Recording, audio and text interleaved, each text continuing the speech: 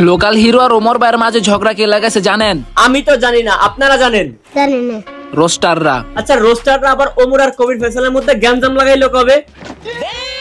তাদের মাঝে একজন রোস্টার হলো কেস মির্কি বেরাইম্মা। নিজের দুলাভাইয়ের নাম কেউ এইভাবে ভেঙ্গায়?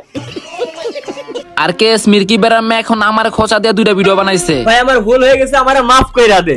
আমার ভুল হয়েছে, ক্ষমা করে দে। একটা বিষয় কিছুতে আমার মাথায় ঢুকতেছে না, তুই আমার নাম নিয়ে ভেঙ্গানোর এই ভিডিওটা তখন কেন আমার চোখে পড়ে নাই? কি ইয়াবা খায়? এই ভিভোর পোলায় অর্ণব আমারে নিয়ে ব্লগের নামে একটা রোজ ভিডিও বানানোর পর আমি তো দেশ সাইডে চলে গেছিলাম, না মানে কাশ্মীরে গেছিলাম আর কি, ওর রোজ ভিডিওর পেছন দিয়ে ভরার জন্য। এই অর্ণব ভিভো টিকটকার, তোরে কইতাছি বাপের জন্মে এনে আসতে পারবি?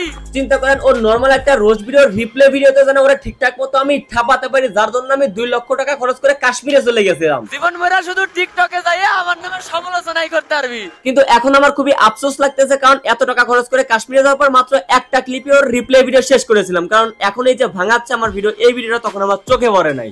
তো আমার খোঁচা দিলে খোঁচা ব্যাক পাইবো অবশ্যই। তো এখন কি খোঁচা ব্যাকদান নামে ইউটিউবে আমার নিয়ে একটা ভিডিও বানাইছে, সেটা দেখতে কবি, তাই না? তো এবার যে খোঁচাটা দিছি এটা মারাত্মক হয়েছে।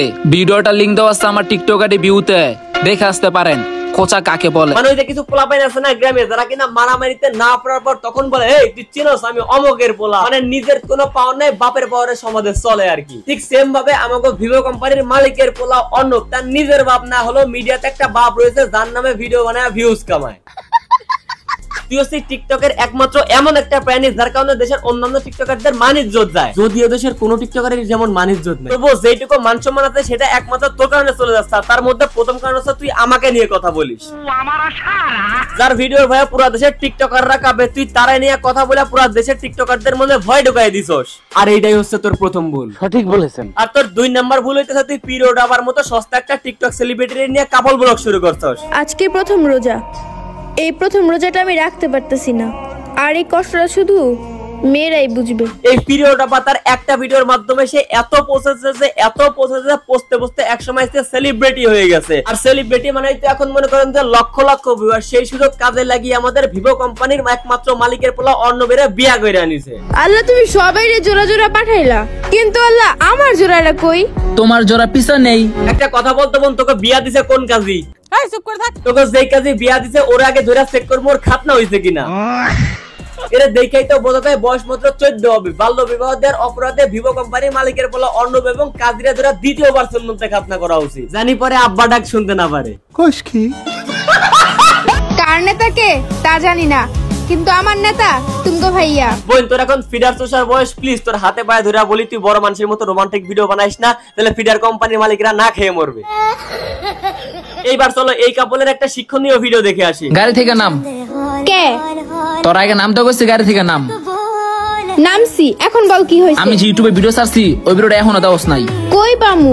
আমার টিকটকের ভিউতে ইউটিউব ভিডিও লিংক দেওয়া আছে, দেখা ওইখান থেকে কিছু শিখতে পারবি, জলদি যা।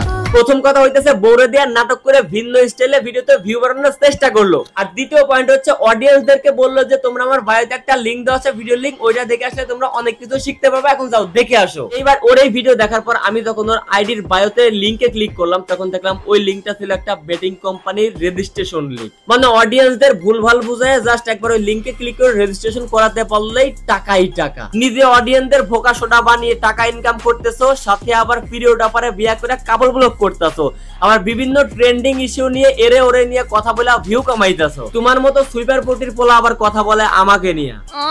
হন ভাই, বিতর্কের ক্ষেত্রে তুই ভিডিও বানাইতে পারো, সেক্ষেত্রে আমার কোনো সমস্যা নেই, তবে নেক্সট টাইম বলে রাখলাম ভিডিও বানাইলে নামটা ঠিকঠাক মতো উচ্চারণ করবি, কেস কিবরিয়া, না হলে পরবর্তীতে আমার নামের উচ্চারণ ভুল হলে তোরে আমি শুটকি মেরে দেবো। আজকের ভিডিও এ পর্যন্ত। ভিডিও কেমন লাগলো কমেন্ট করেন, ভালো লাগলে লাইক করেন, পেজ হলো ফলো করেন, আর ইউটিউব চ্যানেল সাবস্ক্রাইব করেন।